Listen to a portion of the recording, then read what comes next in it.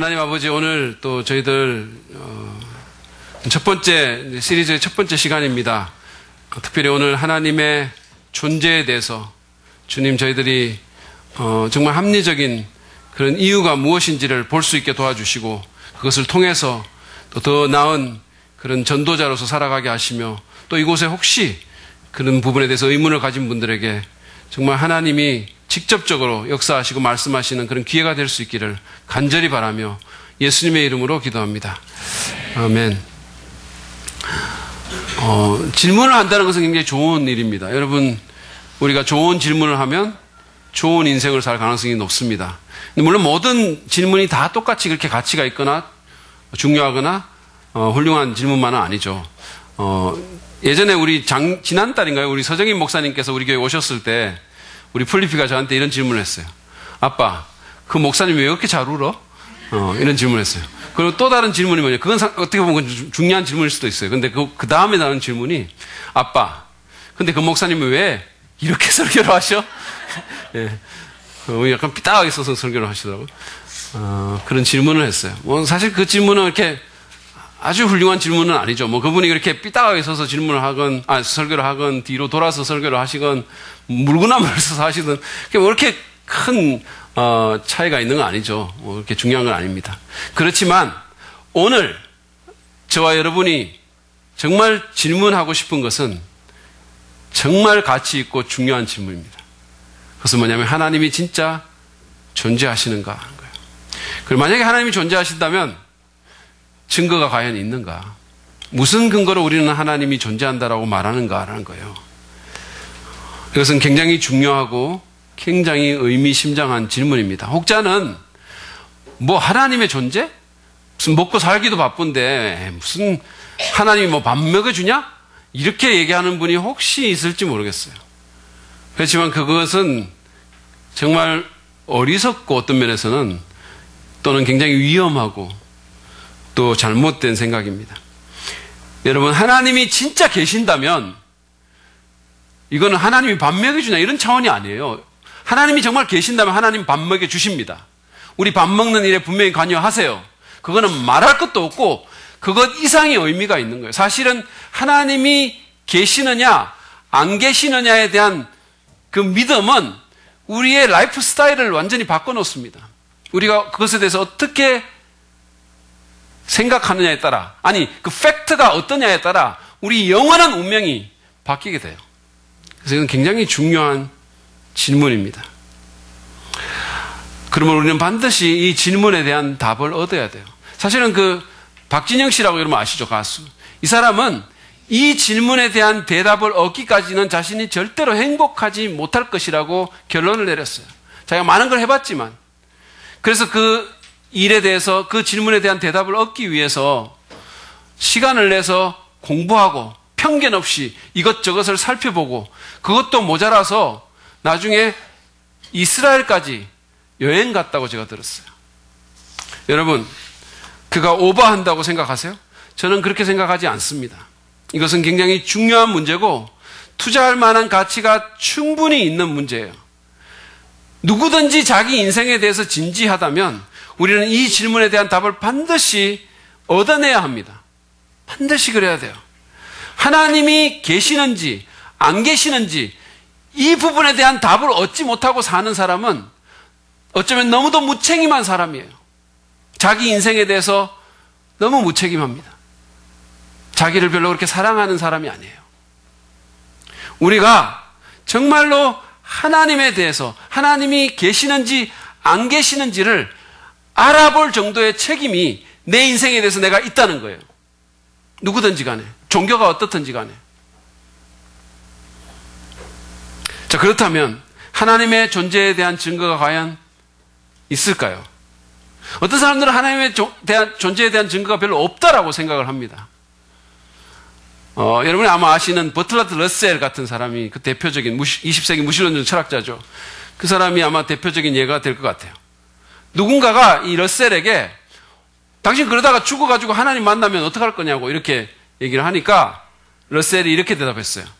하나님, 충분한 증거를 안 주셨잖아요. 이렇게 얘기할 거라고 자기는 그렇게 말을 했어요. 그럼 하나님이 그것에 대해서 뭐라고 대답하실까요? 만약에 러셀이 그렇게 말한다면 하나님이 그래? 진짜? 정말 미안하다 뭐 이렇게 말할까요? 저는 그렇지 않을 거라고 생각합니다. 러셀이 사실은 하나님을 만나면 그런 말을 할 수도 없을 뿐더러 만약에 하나님이 대답을 하신다면 그것은 로마서 1장 19절에서 20절에 바울이 쓴 말이 그 대답이라고 저는 생각해요. 한번 보시죠. 하나님을 알만한 일이 사람에게 환히 드러나 있습니다. 하나님께서 그것을 환히 드러내 주셨습니다.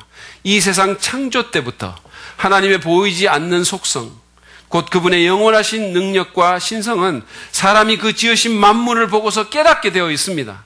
그러므로 사람들은 핑계를 댈 수가 없습니다. 하나님께서 자연 세계에, 이 피조 세계에 당신이 존재한다라는 그 증거를 남기셨다라고 얘기를 합니다. 온 피조물에 하나님의 지문이 곳곳에 묻어 있다라는 거예요. 그러므로 러셀이 말한 것과 같이 그런 핑계가 안 통할 거라고 말씀을 하는 겁니다. 저는 하나님의 존재를 밝히는 증거들이 많다라고 생각해요. 여러 가지가 있다라고 생각합니다. 여러분들이 앞으로 이 시리즈를 통해서 계속해서 발견하게 되겠지만 기독교 신앙의 합리적인 이유가 굉장히 많은 것을 여러분은 알게 될 거라고 저는 생각해요. 그렇지만 그렇다 하더라도 그 증거가 믿지 않을 수 없는, 정말 소위 말해서 물샐 틈 없이 완벽한 증거라고 말하지는 않겠어요. 만약에 그렇다면 하나님을 안 믿을 사람은 한 사람도 없겠죠. 물론 하나님은 우리에게 정말 물샐 틈 없이 완벽한 증거를 주실 수 있습니다. 그런 능력이 있으세요. 그렇지만 하나님은 의도적으로 그렇게 하지 않으셨다고 저는 믿습니다. 왜냐하면 그분은 우리를 영적으로 강간할 의도가 전혀 없으시기 때문이에요. 하나님은 우리의 자발적인 관계, 자발적인 헌신, 인격적인 사랑의 관계를 원하십니다. 그러므로 그분이 주신 증거는 그것을 토대로 해서 우리를 믿음으로 이끌고 갈 정도의 증거라고 저는 생각해요. 어쩔 수 없이 안 믿을 수 없어서 정말 막 소리를 지르면 비명을 지르면서 믿기 싫어 그러면서 믿는 그런 증거가 아니라 정말로 믿음을 가질 만한 인격적인 증거를 우리한테 주셨다고 저는 생각해요. 그런 의미에서 증거라는 단어보다는 팀 켈러가 사용했던 단서라는 단어가 더 낫다라고 저는 생각합니다. 자, 그렇다면 하나님의 존재를 보여주는 그런 단서에는 어떤 것이 있을까요? 첫 번째로 저는 보편적인 인간의 종교성이 바로 그 단서라고 생각합니다. 보편적인 인간의 종교성. 우리가 알다시피 인간은 굉장히 종교적이에요. 그렇죠? 굉장히 종교적입니다. 시대와 지역과 인종과 신분과 학식 유무와 사회적인 지위를 초월해서 인간은 종교 행위를 합니다. 저 미개한 남태평양의 섬나라에도 종교가 있고 첨단의 실리콘밸리에도 수많은 교회들이, 수많은 회당들이 있다라는 거예요. 근데 많은 식자들은 인간들이 좀 더 계몽하고 인간들이 좀 더 많은 것을 갖게 되고 기계 문명이 발달하고 과학이 첨단의 길을 걷게 되면 종교는 쇠퇴할 거라고 예측했어요. 과연 그랬습니까? 전혀 그렇지 않아요. 오히려 더 많은 사람들이 신을 믿고 더 많은 사람들이 종교 행위를 합니다. 이 첨단 시대에 세상은 신들로, 소위 말하는 신들로, 종교들로 가득 차 있어요. 이것은 문명의 발달로도 상쇄가 안 되고 이것은 총칼로도 억압되지가 않습니다. 제가 몇 년 전에 중국에 가서 중국의 공산당원을 만났는데 이 사람은 그때 당시까지도 공산당원인데 이제 기독교를 믿게 된 공산당원입니다. 그 사람하고 제가 이제 성경도 사실은 가르치고 여러 얘기들을 많이 했는데 그분의 말에 의하면 당시에 중국의 당비를 내는 공산당원보다 기독교인의 인구가 훨씬 더 많다라고 얘기를 했어요. 그 사람은 말하기를 이거는 기밀이라고 얘기를 하면서 중국의 수뇌부에도 기독교인이 있다 이렇게 얘기를 했어요. 여러분, 중국이 얼마나 종교를 억압해 왔습니까? 특히 기독교를. 근데 지금 중국 기독교인의 숫자가 1억 명에 육박합니다. 놀라운 일일지 모르겠지만 사실 중국은 전 세계에서 기독교 인구가 가장 많은 나라예요. 그렇다면 왜 이런 일이 일어날까요? 그것은 하나님께서 인간을 그렇게 만드셨기 때문이에요. 성경에 보면 하나님께서 인간을 만드실 때 인간을 하나님을 닮은 존재로 만드셨다 이렇게 얘기했어요. 그 말은 인간을 영적인 필요가 있는 존재로 만드신 거예요. 영적인 존재로, 하나님과 교감할 수 있는 존재로, 하나님과의 관계를 원하는 존재로 만드신 거예요. 그래서 인간이 하나님을 필요로 합니다. 전도서 3장 11절에 보면 뭐라고 얘기하냐면 하나님께서 인간에게 영혼을 사모하는 마음을 주셨다라고 얘기를 해요. 그래서 우리가 이 시간에 갇혀서 사는 우리가, 이렇게 제한적인 존재인 우리가 영혼을 우리가 경험할 수가 없잖아요. 사실은 경험해 본 적도 없고 영혼을 경험하지도 못합니다. 그런 존재인 우리가 계속해서 영혼을 입에 올리죠. 영원한 사랑 뭐 어쩌고, 우리 우정 영원히 변치 말자 이랬다가 2달 만에 변하고 그러잖아요. 왜 그런 일이 있을까요? 하나님이 우리를 그렇게 만드셨기 때문이에요. 그래서 인간만이 지상의 다른 어떤 피조물과도 다르게 하나님을 찾는 겁니다. 영혼을 사모하는 겁니다. 영적인 필요를 갖고 있는 거예요. 다른 동물에게는 찾아볼 수 없는 현상이에요. 여러분, 진돗개가 아무리 영리하다 할지라도 앞발로 턱을 개고 나는 어디서 왔을까? 사람들은 내가 진돗개라고 하는데 과연 내 근원이 진도일까? 뭐 이러는 거 보셨어요? 진도를 넘어선 뭔가가 있지 않을까? 보셨어요? 여러분, 오랑우탄 진짜 똑똑하거든요. 웬만한 사람 뭐 지능 이렇게 뺨친다고 뭐 이렇게 얘기하잖아요. 그 오랑우탄들이 모여가지고 기도해야 하는 거 보셨어요? 그런 일은 없어요. 그러나 인간은 비록 지능이 아주 낮다 하더라도, 아주 미개한 것에 산다고 하더라도, 누가 가르쳐 주지 않아도 인간은 신을 찾고 인간은 영적인 궁금증을 보여주고 있습니다. 저는 인간에게 시공간을 초월한 이런 영적인 광범위한 필요가 있다는 사실 자체가 하나님의 존재에 대한 중요한 단서라고 생각합니다. 여러분 생각해 보십시오. 우리의 모든 필요에는 그 필요에 답하는 뭔가가 있어요. 그 필요를 만족시키는 것이 있습니다. 인간은 예를 들어서 물에 대한 필요를 느끼죠. 물이 있습니다. 인간은 음식에 대한 필요를 느낍니다. 그것도 강하게, 아주 자주. 음식은 있어요. 인간은 공기에 대한 필요를 느낍니다. 공기는 있어요. 인간은 사랑에 대한 필요를 느낍니다. 사랑은 있습니다. 그렇다면 이 질문을 우리 하나님에 대해서 한번 해보자는 거예요.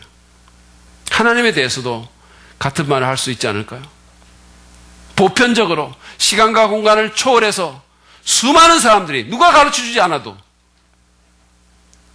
신에 대한, 절대자에 대한 필요를 느낍니다. 그렇다면 하나님이 있는 것이 아닐까요?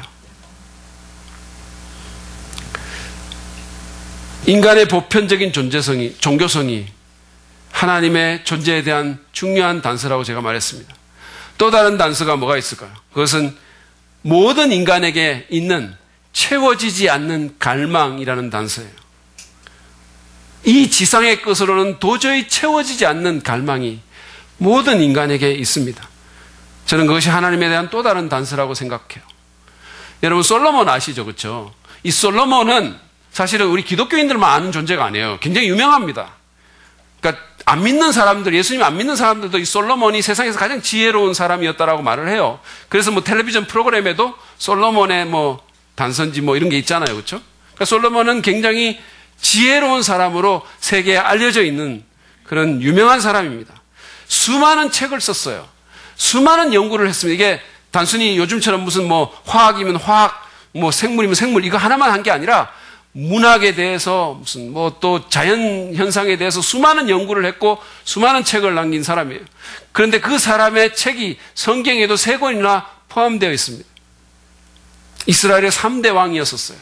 태평성대를 구가한 그런 왕이었습니다. 화려한 궁전도 지었고 성전도 건축했어요. 이런 엄청난 성취를 했다라는 거예요. 여러분, 어떤 사람이 궁전을 짓는 그런 사람이 몇 명이나 될까요? 무지하게 부자였습니다. 국제적인 명성을 갖고 있었어요. 거기다가 부인이 700명이고 첩이 300명이었었어요.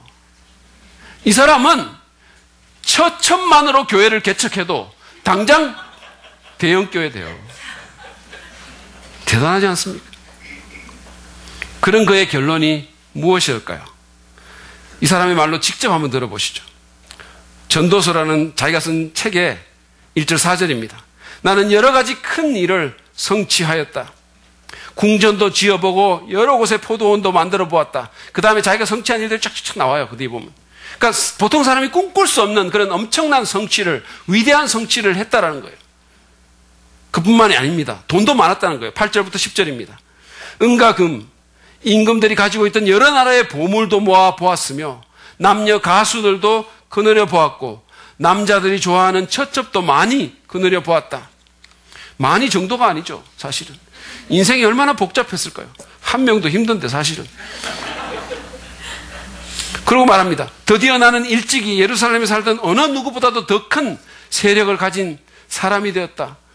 파워를 가졌다는 거예요. 수많은 남자들이 꿈꾸는 정치적인 권력을 가졌다는 겁니다. 그러면서 말합니다. 원하는 것을 나는 다 얻었다. 누리고 싶은 낙은 무엇이든지 삼가지 않았다. 이렇게 말할 수 있는 사람이 얼마나 될까요? 나는 하는 일마다 다 자랑스러웠다. 뭐든지 원하는 건 다 했다는 거예요. 이룰 거 다 이뤘다는 거예요. 그런 그의 결론이 뭡니까? 11절입니다. 그러나 내 손으로 성취한 모든 일과 이루려고 애쓴 나의 수고를 돌이켜보니 참으로 세상 모든 것이 헛되고 바람을 잡으려는 것과 같고 아무런 보람도 없는 것이었다. 해봤더니 헛되다는 거예요. 여전히 채워지지 않는 구멍이 있더라는 겁니다. 돈으로, 쾌락으로, 권력으로, 성취로, 지혜로, 학문으로 안 채워지는 공간이 있다라는 거예요. 근데 솔로몬만이 그렇게 말한 사람이 아닙니다. 제가 오늘 이 사랑 믿는 데이라는 이 전도지 칼럼에도 제가 썼듯이 공지영 씨라는 분 아시죠? 여러분 유명한 베스트셀러 작가입니다. 이 사람도 같은 경험을 하고 같은 고백을 했어요. 사실은. 이 공지영 씨가 자기가 소설가가 되면 자기는 행복해질 줄 알았대요. 그래서 소설가가 됐습니다. 하나님께서 정말 좋은 글 쓰는 재능을 주셔서. 근데 이제 유명해지면 또 이제 더 행복해질 것 같았는데 또 운 좋게 유명해진 거예요. 정말로 많은 사람들이 알아보고 인터뷰 요청이 세도 하고 거기다가 돈이 좀 있으면 행복해질 것 같았대요. 그랬는데 정말 이렇게 쓰고 남아서 한 100만 원만 있으면 좋겠다 이런 생각을 했대요. 그런데 뭐 쓰는 책마다 히트를 하면서 이분의 말로 자고 일어나면 통장에 수천만 원씩 인쇄가 들어왔대요. 똑같이 글을 쓰는데 책 내는데 왜 내게는 하나님이 안 그럴까요? 어쨌든 자기는 그랬다는 거예요. 자고 일어나면 인쇄로 수천만 원씩 들어왔대요. 이 사람이 행복했을까요? 우리 생각에는 행복할 것 같은데 그녀의 결론은 달랐습니다. 행복하기는 그냥 오히려 우울증에 걸리고 그 영혼의 공허함이 시도 때도 없이 몸에 신호를 보내가지고 밤낮 없이 음식을 먹어댔다는 거예요. 폭식을 했다는 겁니다. 공지영만이 아니죠. 박진영 씨도 그랬습니다. 이 사람 노래를 한번 여러분 들어보실래요? 제가 그냥 가사만 읽어드릴게요. 놀 만큼 놀아봤어. 나 놀 만큼 놀아봤어. 왠지 몰랐어. 뭐 때문에 열심히 살지? 돈을 벌어서 어떻게 써야 하는 건지 둘러보았어. 무엇으로 나를 채울지. 먹고 먹어도 왜 계속 배가 고프지? 난 놀 만큼 놀아봤어. 또 벌 만큼 벌어봤어. 요. 예쁜 여자, 섹시한 여자, 함께 즐길 만큼 즐겨봤어. 결국엔 또 허전했어. 언제나 그때뿐이었어. 해봤더니 채워지지 않았다는 거예요. 사람들이 찾는 거 다 해봤는데 그게 자기를 만족시키지 못했다는 거예요. 그래서 파스칼은 이것을 일컬어서 우리 안에 하나님이 만드신 구멍이 있다라고 얘기를 했어요. God-shaped vacuum이 있다는 거예요. 근데 이 구멍은 하나님이 만드신 구멍이기 때문에 하나님이 아닌 다른 어떤 것으로도 채워지지 않는다라는 겁니다. 그래서 우리는 술 마시고 노래하고 춤을 춰봐도 가슴 속엔 하나 가득 슬픔뿐임을 느끼는 거예요. 그래서 우리는 알더스 헉슬리라는 사람이 말한 것처럼 때때로 셰익스피어에 대해서도 때때로 베이토벤에 대해서도 이게 단가? 라고 질문한다는 거예요. 이게 단가?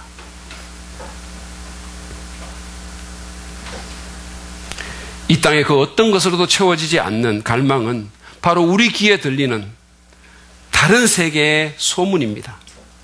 그것은 이게 다가 아님을, 지금 우리가 눈으로 보고 손으로 만지는 이것이 다가 아님을, 하나님과 그분이 다스리시는 영원한 세상이 있음을 가리키는 강력한 단서라는 거예요. 보편적인 인간의 종교성과 채워지지 않는 갈망이 하나님을 가리키는 단서입니다. 제가 오늘 마지막으로 좀 생각해 보고 싶은 것은 이 단서예요. 그것은 바로 자연세계의 질서와 디자인이라는 단서입니다. 이 세상 피조세계의 질서와 디자인이라는 거예요. 여러분, 우리 교회는 뭐 거대한 교회는 아니지만 우리 교회는 이쁜 교회잖아요. 그래서 우리 교회 손님들이 이렇게 오시면 대부분의 사람들은 교회 예배당과 여러 장식들을 이렇게 돌아보면서 아, 예쁘다라는 말을 거의 대부분의 사람들이 해요. 아, 예쁘다. 그 다음으로 사람들이 하는 말이 있어요. 특별히 이 장식에 관심 있는 사람들이 이구동성으로 묻는 질문이에요. 여러분, 그게 뭔지 아세요? 근데 이거 누가 만들었어요? 라는 말이에요. 근데 이거 누가 만들었어요? 아, 이쁘다. 근데 이거 누가 만들었어요? 그들이 왜 그런 질문을 할까요? 그것은 이렇게 예쁜 어떤 것이, 이렇게 디자인이 잘 된 어떤 것이 저절로 만들어지지 않았음을 그들이 알기 때문이에요. 그래서 궁금한 거예요. 이걸 만든 사람이 누군지. 왜냐하면 이거를 만든 사람은 이것보다 더 나은 예술성을 지니고 있는 지성적인 존재라는 걸 알기 때문에 묻는 거예요. 그렇죠? 그런 질문에 대해서 만약에 제가 웃으면서 저절로 생긴 거예요. 아, 이 기도했더니 그냥 확 생겼어요. 이렇게 말을 하면 그 사람들이 어떻게 반응할까요?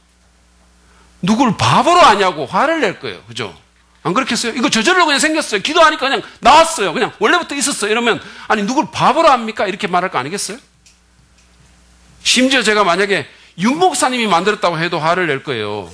그럴 리가 없어요. 이렇게 아름답고 세련된 어떤 것이 어떻게 그분에게서 나와요? 그분은 맨날 벌건 짬뽕밥만 드시는데 뭐 이럴 거 아니겠어요? 만약에 그렇다면 여러분, 이거는 어떻습니까? 이 작품을 한번 보세요. 이 그림을 한번 보시길 바랍니다. 여러분들이 한번 보세요. 이렇게 아름답고 이렇게 거대하고, 이거 좀 넘겨주시죠. 이렇게 질서정연하고 정말로 우리의 눈과 우리의 모든 것을 뛰어넘는 이 모든 것이 그냥 저절로 생겼다라고 말할 수 있을까요? 예? 그냥 이런 모든 것들을 우리가 보면서 이거 그냥 저절로 생겼어요. 이렇게 말하는 것이 상식에 맞는다고 여러분 생각하십니까? 상식에 맞지 않는 주장이에요. 이 우주보다 더 크고 더 아름답고 더 지적이고 더 질서정연한 어떤 존재가 이 모든 것들을 만들었다고 하는 것이 훨씬 더 합리적인 게 아니냐라는 거예요. 그렇지 않습니까? 앤서니 플루라는 영국의 무신론적 철학자인데 원래 그 철학자가 있습니다. 이 사람은 20세기에 가장 유명한 그리고 가장 영향력 있는 무신론 철학자예요. 이 사람이 이제 소위 종교적인 논증을 반박한 논문을 하나 썼는데 그게 뭐냐면 신학과 위정성이라는 그런 논문을 썼는데 그것이 거의 한 50년 동안, 반세기 동안, 지난 반세기 동안 무신론의 방향을 이끌어갔다 할 정도로 영향력이 있는 논문이었고 이 사람 자체가 그렇게 영향력 있는 무신론자였었어요. 굉장히 많이 알려졌습니다. 그런데 그런 그가 2004년도에 신은 존재한다라는 책을 펴내면서 유신론의 핵심을 선언했어요. 정말 초대형 지적 사건이 터진 겁니다. 바로 이 책이에요. 존재하는 신.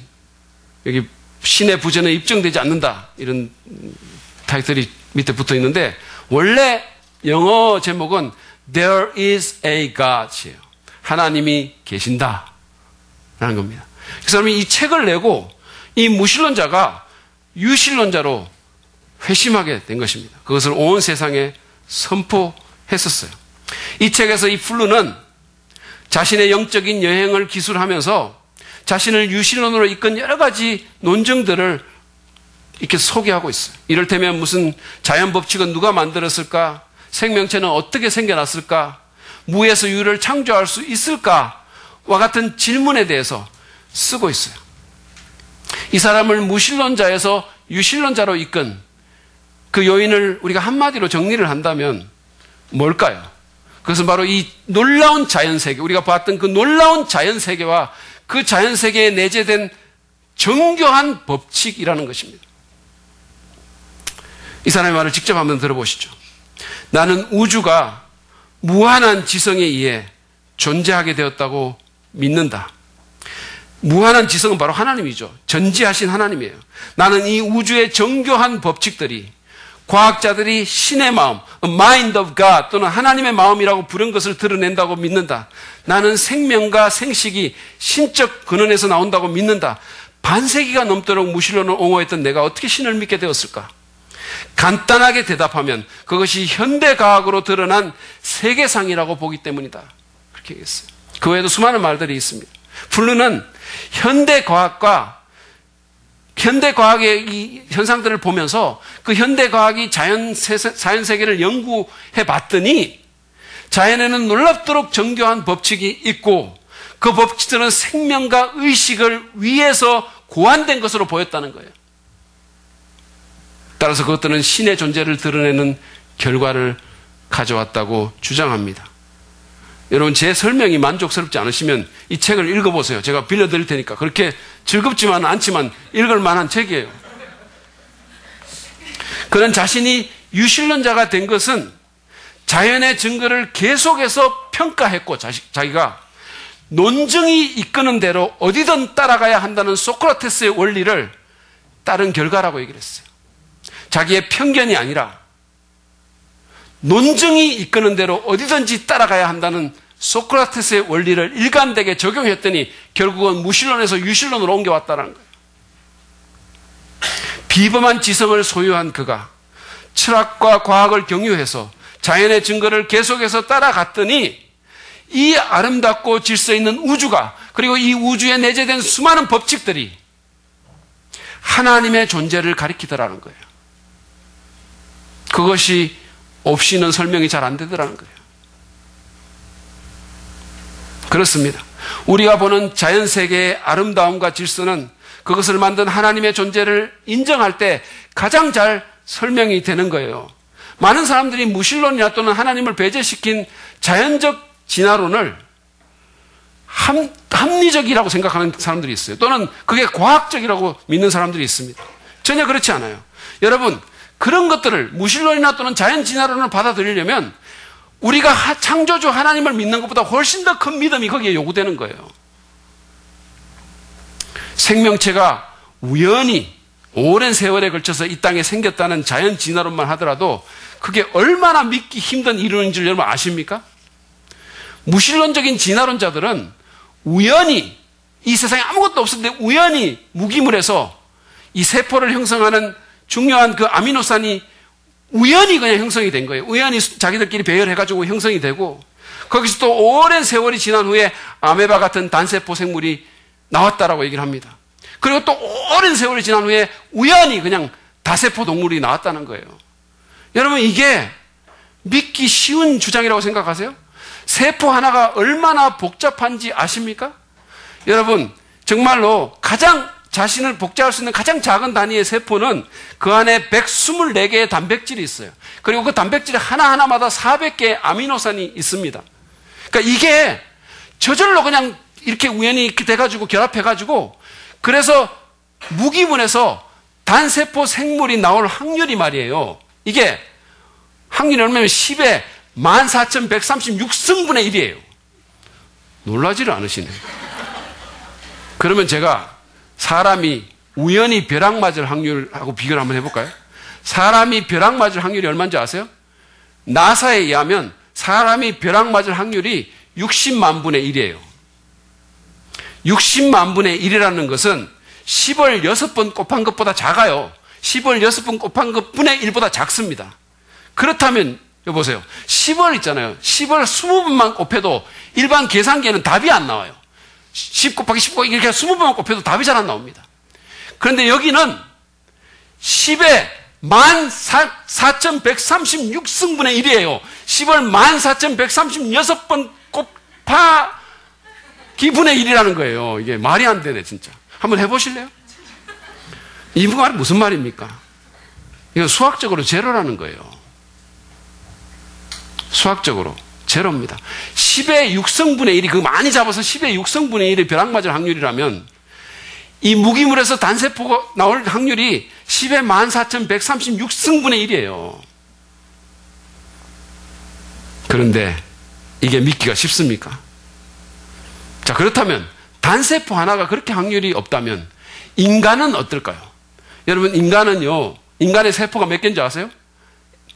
모르시나요? 여러분 자신에 대해서 그렇게 모르십니까?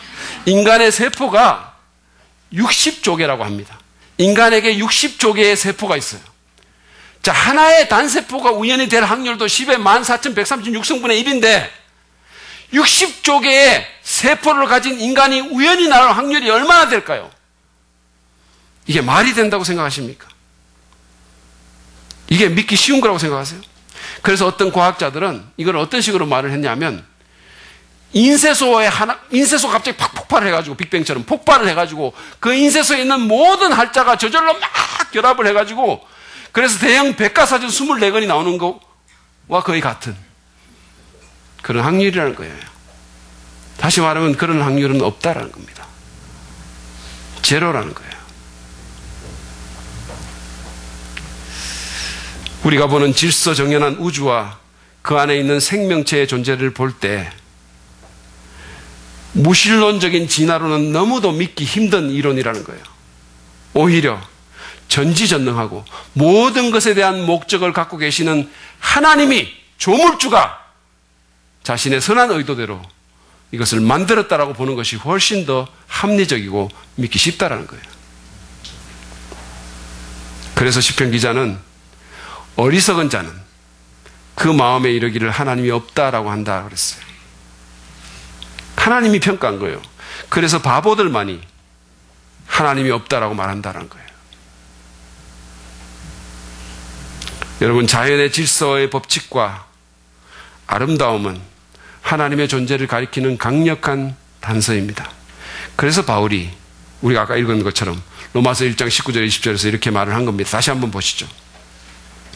하나님을 알 만한 일이 사람에게 환히 드러나 있습니다. 하나님께서 그것을 환히 드러내 주셨습니다. 이 세상 창조 때부터 하나님의 보이지 않는 속성, 곧 그분의 영원하신 능력과 신성은 사람이 그 지으신 만물을 보고서 깨닫게 되어 있습니다.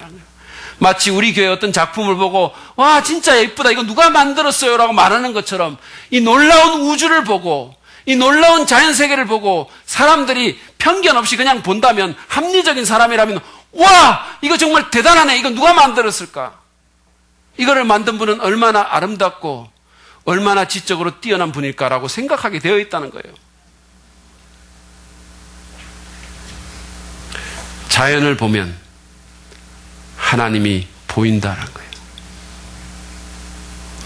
저는 오늘 하나님의 존재를 가리키는 인간의 종교성, 채워지지 않는 갈망, 자연세계의 질서와 같은 몇 가지 단서들을 좀 살펴봤습니다. 그 외에도 사실은 C.S. 루이스가 진정한 기독교라는 책에서 설파한 보편적인 도덕법이라든지 인간에게 있는 도덕법의 존재라든지 또는 아름다움의 단서라든지 세상 역사에서 드러난 기독교의 긍정적인 영향력 등 여러 가지 논증을 제가 할 수 있습니다. 그렇지만 시간 관계상 제가 3개만 다뤘어요. 여러분, 이것이 단서라고 말했습니다. 훌륭한 형사들은 작은 단서를 갖고 사건을 풀어요. 공공의 적이라는 영화를 보면 손톱 이렇게 조각 하나 갖고 범인을 잡아냅니다. 저는 이 가운데 있는 어떤 분이 정말 하나님께서 주신 이 단서를 갖고 하나님의 이르기를 간절히 바랍니다. 자, 다음 주에는 성경이 얼마나 믿을 만한지를 여러분과 더불어서 좀 살펴볼 것입니다. 기대하고 오십시오. 빠지지 마시기 바랍니다. 자, 오늘 말씀을 마무리하면서 파스칼의 내기 논증이라는 것을 좀 소개해드리고 싶어요. 파스칼은 이런 제안을 했습니다. 사람이 하나님이 있다에 걸든지 없다에 걸든지 내기할 수 있다는 거예요. 그렇죠? 확률은 반반이니까 있다에 걸 수도 있고 없다에 걸 수도 있어요. 근데 그 내기에 참여하기 전에 파스칼이 이것을 한번 고려해 보라고 얘기를 했어요. 그게 뭐냐 하면, 만약에 우리가 하나님이 있다에 걸었는데 하나님이 없다면, 하나님이 없다 하더라도 이럴 것은 별로 없어요. 근데 만약에 우리가 하나님이 없다에 걸었는데, 그래서 없는 것처럼 살았는데 하나님이 존재하신다면 그 사람은 모든 걸 잃게 돼요. 여러분은 어디에 거시겠습니까? 저는 여러분이 하나님을 믿기를 원합니다. 하나님도 여러분이 그러기를 원하세요. 그래서 이런저런 단서를 주신 겁니다. 물론 하나님을 우리의 제한된 머리와 이성으로만 이해하고 증명할 수는 없습니다. 하나님은 실험실의 청개구리가 아니에요. 저는 기독교가 합리적인 걸 믿지만 그 합리성 때문에 기독교를 믿는 것만 아니에요. 그 외에도 수많은 이유들이 있어요. 더 깊은 이유들이 있어요. 그러나 그럼에도 불구하고 여러분, 그 단서들은 중요한 역할을 할 수 있어요. 그러나 겸손하셔야 됩니다. 데카르트는 유한자는 무한자를 담을 수가 없고 무한자는 유한자 안에 들어갈 수 없다라고 얘기를 했어요. 이 말이 너무 어려우십니까? 그럼 제가 좀 쉽게 풀이를 해드릴까요? 요즘 들어서 목회자들의 사랑을 듬뿍 받고 있는 박진영 씨의 노래로 제가 이 말을 표현을 해볼게요. 하프타임입니다. 기나긴 역사의 한 점도 안 되는 내가, 이 넓은 우주의 한 먼지도 안 되는 내가 이 모든 걸 만든 사람에게 찾아가 물어보지도 않고 내 조그만 뇌로 선과 악, 정의와 불의를 단정하고 큰 소리로 떠든다는 게 얼마나 교만한 일인지, 내 자신을 믿고 살다가 얼마나 초라해지는지 지금이라도 알아서 정말 다행이야. 그렇습니다. 한 줌도 안 되는 인간의 머리로 무한한 하나님을 판단하려고 하지 말고 주어진 단서를 받아들이고 겸손히 하나님의 존재를 믿으십시오. 그것이 하나님을 기쁘게 할 겁니다. 히브리서 기자는 히브리서 11장 6절에서 이렇게 말했습니다. 믿음이 없이는 하나님을 기쁘게 해드릴 수 없습니다. 하나님께 나아가는 사람은 하나님이 계시다는 것과 하나님은 자기를 찾는 사람들에게 상을 주시는 분이라는 것을 믿어야 합니다. 하나님이 계신다는 것을 믿고 그분을 찾을 때 그분은 기뻐하시고 보상해 주신다는 거예요. 여러분, 그것보다 더 나은 인생이 어디 있습니까? 그러므로 믿으십시오. 복음서에 나오는 귀신 들린 아이의 아버지처럼 주여 내가 믿습니다. 나의 믿음 없음을 도와주십시오라고 기도하시기를 바랍니다. 그리고 하나님을 겸손히 받아들이십시오. 자, 이제 마지막으로 여기 계시는 대부분의 사람들이겠죠. 믿음을 갖고 있는, 이미 하나님의 존재를 믿고 계시는 분들에게 제가 질문합니다. 여러분은 매일의 삶 가운데서 정말 하나님이 계시는 것을 믿고 사십니까? 정말로 하나님이 있는 것처럼 그렇게 사시나요? 하나님이 정말로 계시는 것처럼 말하고 행동하고 선택하십니까? 아니면 그냥 입으로는 하나님이 있다라고 말할지 모르지만, 신앙 고백은 할지 모르지만, 아니면 머리로는 그냥 그렇다고 생각할지 모르지만 정말로 하나님이 계신다는 것을 여러분의 삶 속에서 살고 있지 못하고 있지는 않습니까? 만약에 그렇다면, 그래서 실질적인 무신론자의 삶을 산다면 여러분은 진짜 무신론자보다 더 어리석은 사람이에요. 어쩌면 시편 기자가 어리석은 사람은 그 마음에 하나님이 없다고 하도다라고 말했던 그 어리석은 사람은 진짜 무신론자라기보다는 이런 실질적인 무신론자들, 신앙 고백은 할지 모르지만 삶 속에서 하나님이 없는 것처럼 살아가는 그 사람들에게 하는 말인지 모릅니다. 여러분 스스로에게 한번 질문해 보십시오. 내 가정생활과 학교생활과 직장생활에서 하나님이 계시는가? 하나님이 계시는 것처럼 나는 사는가? 내가 재정적인 판단을 내리고 선택을 하고 돈을 쓰고 사람들과 관계를 맺고 누군가를 용서하고 용납하고 누군가를 사랑하고 어떤 도덕적인 선택을 할 때 나는 하나님이 계신 것처럼 그분의 존재를 정말 인정하고 그렇게 하는가? 질문해 보십시오. 하나님은 계십니다. 하나님은 말씀하십니다. 우리를 사랑하셔서 우리의 삶에 개입하기를 원하시고 우리를 돕기 원하시고 우리를 최상의 길로 이끌기를 원하십니다. 가장 좋은 선택을 우리가 하기를 원하시는 거예요. 그러므로 여러분, 그냥 입술만이 아니라 머리만이 아니라 여러분의 삶 속에서 하나님이 계심을 인정하고 사시기를 바랍니다. 하나님이 진짜 계신 것처럼 전지하시고 전능하시고 모든 것을 주관하시고 모든 것을 보시고 모든 것을 아시고 누구보다 우리를 사랑하시는 그 하나님이 계신 것처럼 사시기를 바랍니다. 하나님 앞에서의 삶, 호람대오의 삶을 사십시오. 그것이 하나님의 존재를 진짜 믿는 삶입니다. 그것이 가장 현명한 삶입니다. 이 시간에 우리가 함께 말씀을 듣고 이제는 주님 앞에 나 자신을 드리면서 나가겠습니다. 우리 찬송할 텐데 이 찬송에 이런 가사가 있습니다. 하나님의 그늘 아래 내 모든 것 다 내려놓고, 이 시간 다 내려놓읍시다. 우리의 편견과 우리의 불신과 우리를 복잡케 하는 그 모든 것 다 내려놓고, 정말 한 줌 어떻게 보면 먼지 같은 우리잖아요. 우리 내려놓고 하나님 앞에 나가며 하나님 바라봅시다. 하나님의 은혜와 도움을 구합시다.